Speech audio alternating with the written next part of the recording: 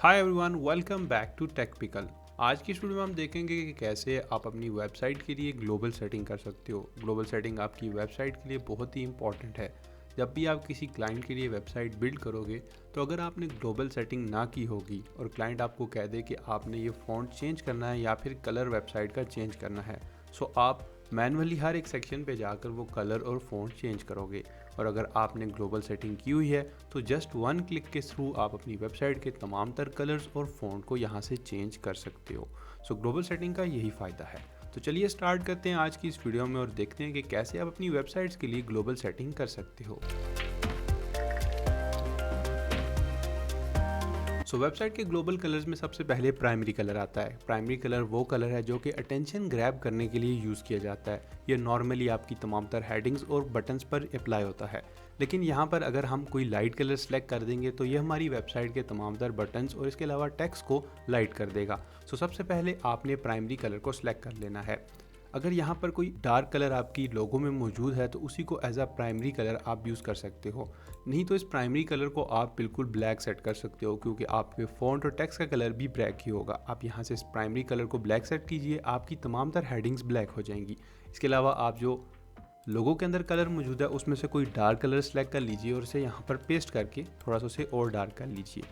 इस तरह से आपका जो प्राइमरी कलर है वो सिलेक्ट हो जाएगा। इसके अलावा बाकी तमाम तर कलर आपने लोगों के ही यूज़ करने हैं। मैं यहाँ पर चाह रहा हूँ कि जो एक्सेंट कलर है वो यहाँ पर ये हो जाए। जस्ट कॉपी कीजिए, सेकेंडरी कलर हम ये यूज़ कर लेते हैं। इसके अलावा एक्सेंट कलर पर हम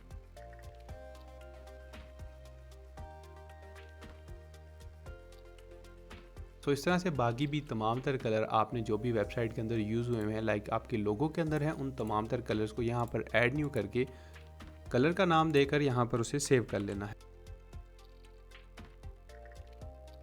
इसका फ़ायदा क्या होगा कि जब आप नेक्स्ट टाइम वेबसाइट के अंदर कोई बैकग्राउंड के अंदर अगर ओवरले ऐड करना चाह रहे हैं किसी इमेज के ऊपर, या फिर आप बैकग्राउंड का कलर चेंज करना चाह रहे हैं, थोड़ा लाइट रखना चाह रहे हैं, तो इन तमाम तरह कलर्स का आप मिक्सर यूज़ कर सकते हो अपनी वेबसाइट में। अगर आपके पास मल्टी कलर लोगो है, अगर सिंपल 1 से 2 कलर आपके लोगो में मौजूद हैं तो सिंपली वही कलर्स यहाँ पर सेट कर लीजिए और उनकी वेरिएशंस लाइट और डार्क उसके कलर की वेरिएशंस भी यहाँ पर अपनी मर्ज़ी से सेट कर लीजिए। आपको आसानी होगी आपकी वेबसाइट में तमाम तर टेक्स्ट और बाकी चीज़ों को सेट करने में। टेक्स्ट का कलर भी हम यहाँ पर सेट कर लेते हैं, थोड़ा सा डार्क कर लेते हैं और इसे सेव कर लेते हैं। हमारा जो ग्लोबल कलर है वो सेट हो चुका है। इसके अलावा हम चलते हैं अब ग्लोबल फ़ॉन्ट की तरफ। ग्लोबल फ़ॉन्ट सेट करने के लिए या तो आपको क्लाइंट की तरफ से तमाम तर ब्रांडिंग प्रोवाइड की जाती है, नहीं तो आप अपनी मर्ज़ी से किसी भी वेबसाइट के लिए फ़ॉन्ट सेलेक्ट कर सकते हो। अब डिपेंड करता है कि वो वेबसाइट किस किस्म की है। अगर हॉस्पिटल की वेबसाइट है तो उसके लिए कौन सा फ़ॉन्ट यूज़ करेंगे। अगर बच्चों के खेलने की कुछ चीज़ें बिक रही हैं तो उसकी वेबसाइट है तो आप उसके लिए कौन सा फ़ॉन्ट यूज़ करोगे। इस तरह से अगर रेस्टोरेंट की वेबसाइट है तो उसके लिए कौन सा फ़ॉन्ट यूज़ करना है। आप गूगल करके वहाँ से कोई भी अपनी मर्ज़ी का फ़ॉन्ट सेलेक्ट कर सकते हो। प्राइमरी फ़ॉन्ट में आपने सबसे पहले जो भी आपको फ़ॉन्ट अच्छा लगता है आपने वो सेलेक्ट कर लेना है, और उसके अलावा इसके साइज़ को बिल्कुल नहीं छेड़ना हो। इसके अलावा फ़ॉन्ट वेट को भी आप अपनी मर्ज़ी से यहाँ पर सेट कर सकते हो। राइट नाउ ये हेडिंग है तो हम इसको यहाँ पर सेट कर लेते हैं। इसके अलावा ट्रांसफॉर्म कैपिटलाइज स्टाइल डिफ़ॉल्ट पर रहने दीजिए, डेकोरेशन भी डिफ़ॉल्ट पर रहे। लाइन हाइट को यहाँ पर आपने सेट कर लेना है। EM 1.1। बस ये सेटिंग करने के बाद सेम सेटिंग आपने सेकेंडरी में भी कर लेनी है। ये डिपेंड करता है कि आपको कौन सा फ़ॉन्ट अच्छा लगता है अपनी वेबसाइट के लिए, आप वही फ़ॉन्ट अपनी वेबसाइट के लिए यूज़ कर सकते हो।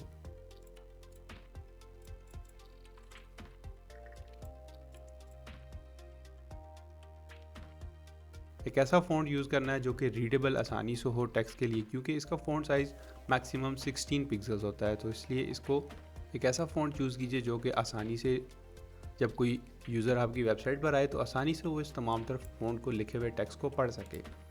यहाँ पर इसका हम फ़ॉन्ट साइज़ भी सेट कर देते हैं।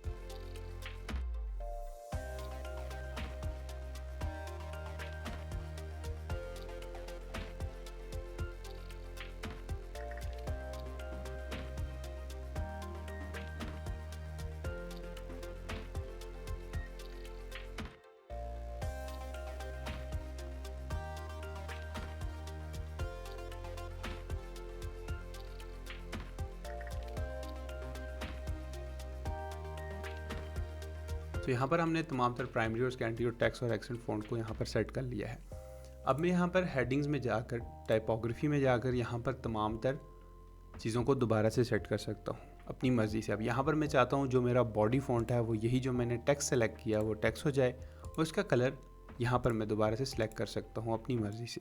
सो राइट नाउ मैं ये ब्लैक कलर सेलेक्ट कर रहा हूँ जो कि बॉडी का टेक्स्ट है। इसी तरह जब किसी टेक्स्ट को हम क्लिकेबल बनाएंगे तो उसके ऊपर जब कोई हॉवर करे या उस टेक्स्ट को जब हम क्लिकेबल बनाएं तो डायरेक्टली उसका कलर ब्लू हो जाना चाहिए, और उसका फ़ॉन्ट यहाँ पर ये सेट कर लेते हैं। अब हम यहाँ पर हम तमाम तर फ़ॉन्ट साइज़ को यहाँ पर सिलेक्ट करेंगे, लाइक H1 से लेकर H6 तक। सो जो हमारा प्राइमरी फ़ॉन्ट है वही हम यहाँ पर सिलेक्ट करते हैं, और यहाँ पर जाकर तमाम तर सेटिंग्स जो हमने वहाँ पर की यहाँ पर शो हो चुकी हैं। अब सिर्फ हमने यहाँ पर फ़ॉन्ट साइज़ इंक्रीज़ करना है। जो H1 है, अगर आप चाहते हो कि उसके स्टैंडर्ड साइज़ क्या रखे जाएं, सो बेसिकली आप अपनी वेबसाइट में इस तरह के फ़ॉन्ट साइज़ यूज़ कर सकते हो। सो सबसे पहले जो आपको 84 पिक्सल्स नज़र आ रहा है और 72 पिक्सल्स, सो ये मैंडेटरी नहीं है कि आपकी H1 हेडिंग 84 और 72 हो या फिर 60 हो। ये वेरी करता है आपके डिज़ाइन के ऊपर कि आप किस किस्म का डिज़ाइन बना रहे हो, उसके मुताबिक आप H1 को अपने हिसाब से एडजस्ट कर सकते हो। और ज़्यादातर H1 की जो हेडिंग है वो यूज़ होती है आपके स्लाइडर या मेन सेक्शन में ही। इसके अलावा आपकी वेबसाइट में कहीं भी आपको H1 की हेडिंग यूज़ नहीं करनी पड़ती है। तो तमाम तर हेडिंग्स जो भी आप यूज़ कर रहे हो वो H2 में ही होती हैं। अगर आप यूज़ करते हो H2 भी स्लाइडर में तो कोई इशू नहीं है। सिर्फ जो मेन अटेंशन ग्रैब करने वाला स्लाइडर है उसका फ़ॉन्ट साइज़ थोड़ा सा बाकी हेडिंग्स के मुताबिक बड़ा होता है। इसी वजह से यहाँ पर आप देख लीजिए कि यहाँ पर तमाम तर फ़ॉन्ट साइज़ मैंने मुख्तलिफ हेडिंग्स के आपके सामने शो कर दिए हैं। सो यहाँ पर अगर आप वेबसाइट बिल्ड कर रहे हो तो आप H1 को यहाँ पर 84 रख सकते हो, 72 रख सकते हो या 60 रख सकते हो, लेकिन इसके अलावा H2, H3, H4, H5 और H6 का साइज़ ये तमाम तर फ़ॉन्ट साइज़ स्टैंडर्ड नहीं है। आपकी वेबसाइट के मुताबिक ये चेंज हो सकते हैं, लेकिन अगर आप बिगिनर्स हो और अपनी वेबसाइट को बिल्ड करना सीख रहे हो तो आप इन फ़ॉन्ट साइज़ को यूज़ कर सकते हो। लाइक H2 को आप 48 रख सकते हो, H3 को 36, H4 को 30, H5 को 24, H6 को 18, और इनके जो फ़ॉन्ट वेट है वो 700-600 के दरमियान आपने सेट करना है। सो लाइक H2 है तो उसका 700, H4, H5 और H6 का आप 600 वेट भी रख सकते हो। सो चलिए इन तमाम तर फ़ॉन्ट साइज़ को हम यहाँ पर अब सेट कर लेते हैं।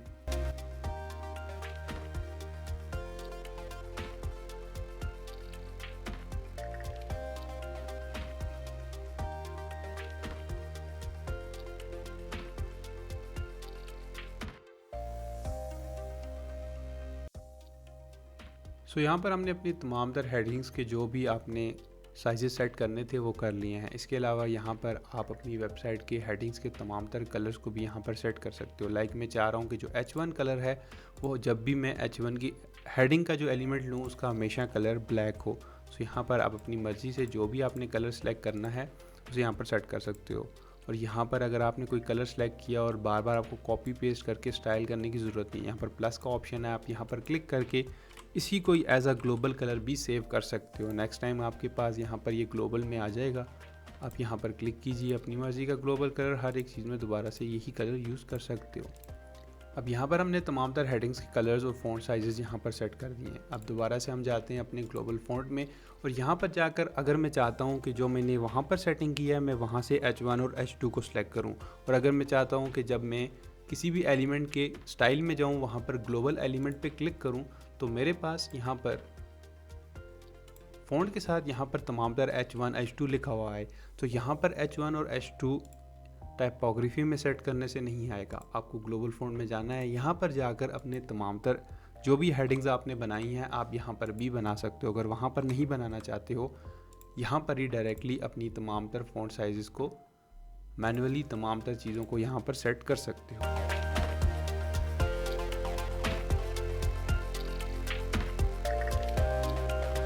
इस तरह से H1, H2, H3, H4, H5 और H6 तमाम तर हेडिंग्स आपने यहाँ पर भी सेट कर लेनी है। अगर आप चाहते हो कि आपको जब भी आप ग्लोबल आइकन पर क्लिक करो तो आपको H1 से लेके H6 तमाम तर लिखी हुई वहाँ पर दिखें, तो उसके लिए यहाँ पर आपको तमाम तर ग्लोबल सेटिंग्स सेट करनी होंगी। और ये तमाम तर हेडिंग्स को सेट करने के बाद आपने इसको सेव कर लेना है। अब बात आती है ग्लोबल सेटिंग में बटन की। सो यहाँ पर जो बटन है इसकी ग्लोबल सेटिंग यहाँ पर ही आप कर दोगे तो बार बार आपको बटन की स्टाइलिंग जाकर हर बटन के ऊपर नहीं करनी पड़ेगी। लाइक मैं चाहता हूँ कि जब मैं किसी भी बटन एलिमेंट को यूज़ करूँ तो उसका जो फ़ॉन्ट है वो ये होना चाहिए। यहाँ पर आप कस्टम यहाँ पर सेट भी कर सकते हो उसका फ़ॉन्ट साइज़ अपनी मर्ज़ी से, जो भी आपको अच्छा लगे। इसके अलावा जो बटन है उसका कैपिटलाइज रखा हुआ है। अब मैं चाहता हूँ जो टेक्स्ट कलर है वो हमेशा मेरे लिए वाइट रहे, या फिर मैं अपने टेक्स्ट कलर को यहाँ पर चेंज भी कर सकता हूँ। लाइक मैं बैकग्राउंड को सेट करना चाहता हूँ, जो कि मैंने ग्लोबल कलर सेट किया इस पर, और जब इसके ऊपर टेक्स्ट आए तो वो वाइट हो, और जब हॉवर हो बटन के ऊपर तो यहाँ पर जो टेक्स्ट कलर है वो चेंज हो जाए। अगेन हम वाइट ही रख लेते हैं और बैकग्राउंड को यहाँ पर हम चेंज करके पिंक कर देते हैं।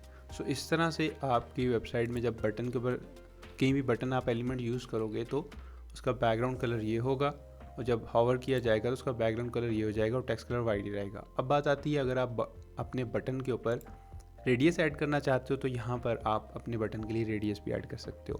पैडिंग्स की बात आ जाए तो आपके बटन के टॉप एंड बॉटम पे आपने सेम पैडिंग रखनी है। जैसे आपको बटन की स्टाइलिंग अच्छी लगे आप उस हिसाब से कर सकते हो। अब यहाँ पर हमने पैडिंग दे दी है, सो जब भी कोई हम बटन एलिमेंट यूज़ करेंगे तो उसकी जो ग्लोबल सेटिंग है वो सेम यहाँ से खुद ब खुद उठा लेगा, आपको बार बार बटन की ग्लोबल सेटिंग नहीं करनी पड़ेगी। इसी तरह से अगर आप अपनी वेबसाइट के अंदर इमेजेस यूज़ करते हो और आप चाहते हो कि जो भी इमेज मैं यूज़ करूँ उसको बॉर्डर रेडियस, जब भी कोई इमेज एलिमेंट उठा कर रखूँ तो उसके ऊपर बॉर्डर रेडियस लगाओ, तो यहाँ पर आप उसको बॉर्डर रेडियस दे सकते हो, जो तमाम तर इमेजेस पर बाय डिफ़ॉल्ट आ जाएगा। आपको बार बार सेट नहीं करना पड़ेगा हर इमेज के लिए, अगर आप चाहते हो अपनी वेबसाइट के अंदर इमेजेस के ऊपर बॉर्डर रेडियस। इसी तरह फॉर्म फील्ड्स हैं, इनकी जो स्पेसिंग है या इनका जो बैकग्राउंड कलर है आप यहाँ पर सेट कर सकते हो, उनके दरमियान पैडिंग भी चेंज कर सकते हो। सो साइट आइडेंटिटी में अगर आएँ तो यहाँ पर आपकी वेबसाइट का लोगो आ जाता है और यहाँ पर आपकी वेबसाइट का फेव आइकन आता है। सो राइट नाउ यहाँ पर जब आप किसी भी वेबसाइट को सर्च करते हो तो यहाँ पर एक छोटा सा आइकन आपको नज़र आता है। सो ये आइकन यहाँ पर अप्लाई होता है। इसके बाद आपकी वेबसाइट का लेआउट है सेम जो मैं पहले आपको बता चुका हूँ। आपने यहाँ पर उसके लिए कंटेंट विड्थ सेट करनी है। कॉलम के अंदर एलिमेंट्स के अंदर गैप को इंक्रीज़ करना चाहते हो तो यहाँ से आप बाय डिफ़ॉल्ट 20 को चेंज कर सकते हो अगर ज़रूरत पड़ती है। इसके अलावा यहाँ पर लेआउट के बाद लाइट बॉक्स है और पेज ट्रांजिशन है। अगर मैं चाह रहा हूँ कि मैं वेबसाइट एक पेज से दूसरी पेज पर जाऊँ, like home say about us page पर जाऊँ और यहाँ पर कुछ पेज ट्रांजिशन हो, तो यहाँ पर आप वो ट्रांजिशन ऐड कर सकते हो। इसके अलावा वेबसाइट के अंदर अगर आप लोडर लगाना चाहते हो, प्री लोडर, कि जब वेबसाइट किसी भी डोमेन को हम सर्च करते हैं तो वहाँ पर एक लोडर चलता है, सो उस लोडर को भी यहाँ पर आप अप्लाई कर सकते हो। अब यहाँ पर देखिए ये तमाम तरह एनिमेशंस और तमाम तरह चीज़ें यहाँ पर मौजूद हैं। जो भी आपको अच्छा लगे आप वो चीज़ यूज़ कर सकते हो। अपनी मर्ज़ी से कोई आइकन भी सिलेक्ट कर सकते हो लोडर के लिए, या फिर आपके पास कोई लोडर इमेज है वो भी आप यहाँ पर अप्लाई कर सकते हो और उसकी तमाम तर स्टाइलिंग, एनिमेशन, ड्यूरेशन, तमाम तर चीज़ें यहाँ पर सेट कर सकते हो, तो ये प्री लोडर अप्लाई हो जाएगा। इसके अलावा अगर कोई कस्टम CSS आप अप्लाई कर रहे हो यहाँ पर आप ऐड कर सकते हो, नहीं तो डायरेक्टली आप कस्टमाइज़ पर क्लिक करके वेबसाइट को व्यू करने के बाद आप डायरेक्टली कस्टमाइज़ पर क्लिक करके वहाँ पर भी अपनी कस्टम CSS को ऐड कर सकते हो। सो इन दिस वे आप अपनी वेबसाइट की तमाम तरह ग्लोबल सेटिंग को अचीव करते हो। होप सो आपको ये समझ आ चुकी होगी कि कैसे आप अपनी वेबसाइट को स्टार्ट करने से पहले ग्लोबल सेटिंग कर लेते हो। ग्लोबल सेटिंग बहुत ही इंपॉर्टेंट है। अगर आप ये नहीं करते हो तो आपको बार बार हर एक चीज़ के लिए मैनुअली हर एक सेक्शन पर जाना पड़ेगा, हर एक चीज़ को दोबारा से सेट करना पड़ेगा। अगर क्लाइंट आकर मुझे यहाँ पर कहता है कि ये जो कलर आपने यूज़ किया है प्राइमरी कलर, या फिर वो कहता है कि जो आपने ऑरेंज कलर या फिर येलो कलर यूज़ किया है ये मुझे पसंद नहीं आ रहा है, आप इसे चेंज कर दीजिए, मैं यहाँ पर चेंज कर सकता हूँ।